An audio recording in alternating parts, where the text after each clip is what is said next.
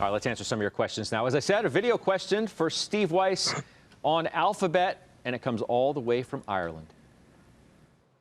Hi, this is Govinda from Ireland, Dublin.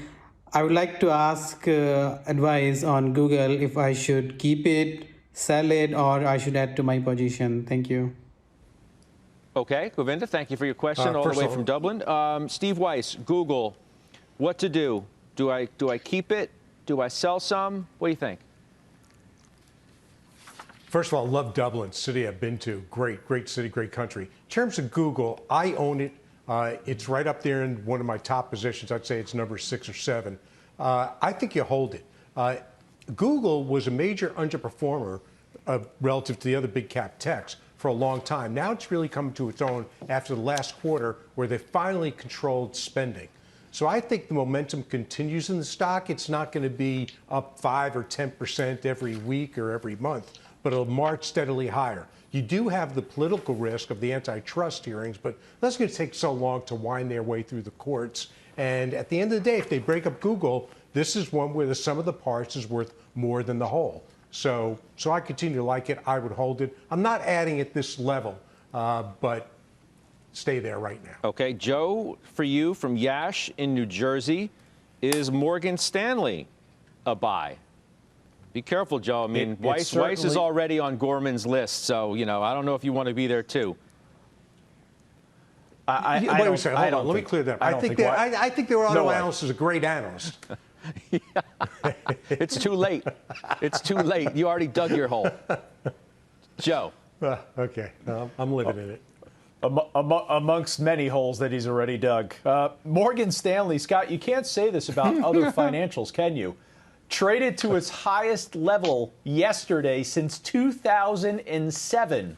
So there is certainly a lot of strength, both in terms of quality and momentum behind Morgan Stanley. I own the name. I'm going to stay with it on a forward-looking basis. Again, it's still cheap. The PE is 12. They just did the E-Trade acquisition. They have a lot of strength fundamentally in the business model, both on the wealth management side, M&A, investment banking. They really have recreated and positioned themselves for the future. Fantastic job. Congratulations to James Gorman and the management team there. They really are hitting it out of the park. Wow, what a suck-up. All right. Scott, I'd like to echo everything that Joe just said. Okay. John Najarian, to you from Tyler in New Jersey. Matheson? With Black Friday coming up, what is your top pick in the retail names? That's from Tyler in New Jersey. John Najarian. All right, Mr. Matheson. Here's my pick. Number 1 would be Lulu. Number 2 would be Target stores, TGT. I loved Lulu before. I love it even more now that Courtney's on their board. I know she's not setting strategy there yet, Scott, but I think that this is a great stock to own long term. Target, same thing. Brian Cornell, he's just hitting the ball out of the park.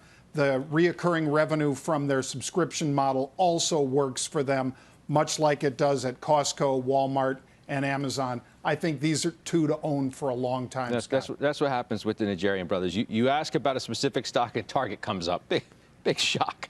Yep, it does. It wasn't even the focus of the question. Why am I not surprised?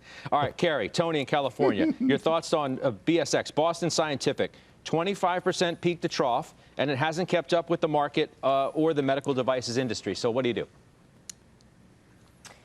Well, Tony, I guess I'm a glutton for punishment. We've owned it all the way down. They had a recall. I think that they've taken the lumps. They should start to accelerate. They can focus on the present and the products that are in the market and have more people do elective surgery. Therefore, I would hold it right here. Okay. Rob, finally, Stacy in Miami wants to know about oil. What do you think about oil?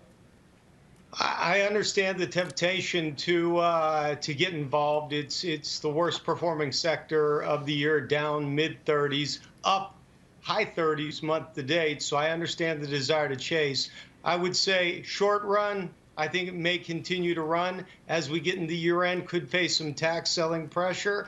And then at more intermediate term, there's just too many headwinds for me to want to be involved in the energy sector. All right.